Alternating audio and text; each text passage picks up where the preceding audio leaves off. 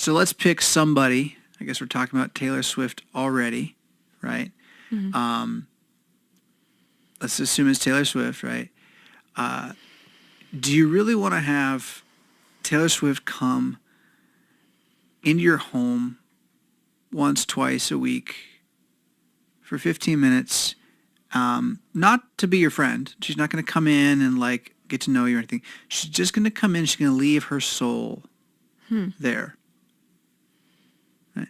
Do you want to have someone come in and spiritually guide you for 5 minutes, 7 minutes? With the movie, he said 2 hours. So you got this this individual who's known for various things. His worldview's known. You can track his life. You can see that 3 divorces and all this. Do you really want that soul making you dream for 2 hours this weekend? Like, what are you doing with your time? Yeah. What are you doing with your time? But the other side of it is when like, oh my goodness, I'm not using every minute perfectly to serve Jesus forever. Like you're under a pressure there that grace does not demand of you, right? And so where is that line? And that line does have to be what Paul's going to call walking by the Spirit, which is going to be seeking to discern where is the line for you today, right? Where do I draw these lines for me today according to my need for peace and according to my need for knowledge, understanding, right? Or for my need to not be lied to again, right? So for me, I'm just further and further away from any inputs in the ears because I'm just tired of having to think about it. I'd rather kind of work on my own thoughts. And, sometimes when I walk the dog, I'll throw some music on. And there's a new Dan Carlin podcast that I've got maybe 30 minutes into. But a lot of times I start and then I'm out there and I'm just like, you know what? What do I need to hear anything for right now? Why more? Why more? But if you're going to have more, right? Don't you want it to be things that would, when you hear Paul say, if anything is beautiful, if anything is noteworthy, if anything is worthy of praise, think on such things. Well, use that a little bit to assess. Like, is this thing praiseworthy? Or is it just good? And there is maybe a little difference there. By good, I'm looking like an American good, right? Fun. Is it just fun?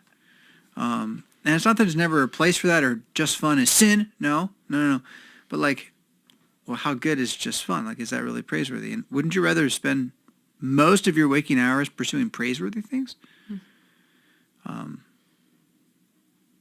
And that's as simple anyway. I don't want to get off pushing on people, but like that's as simple as cleaning up your flood.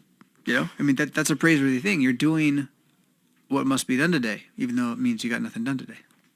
Right. Right. Bringing it home there. Yeah. So that and his point was to just be more diligent and careful in how we educate our kids, because that's going to set the trajectory for any community. What you put in is what's going to be. And right? so for us to be sitting here and surprised that that things are going the way they are in the government or in society, or it's like... Someone said it to me at church this weekend. So an older lady mentioned something, and it was along those lines. And I said, they've been telling us in the schools for 60 plus years that they were all monkeys. Oh yeah, I remember you saying that. Mm-hmm. Like, what did you think they were going to do? You thought they were just all going to be better, act more highly, get more high-minded? No. They turn into monkeys. That's what they act like. What they want. That's it. What I want. That's it. Mm-hmm. Fleshly man. And so, why are you surprised? What I like about the comment that starts this all off is just the understanding that is, if you really want to make a change, then the answer is going to be educating kids. Mm-hmm. Starting with yours, but anywhere where you're doing education, if you are only mirroring what the beast is doing, at this point, you're not really educating at all. You're participating in the decline.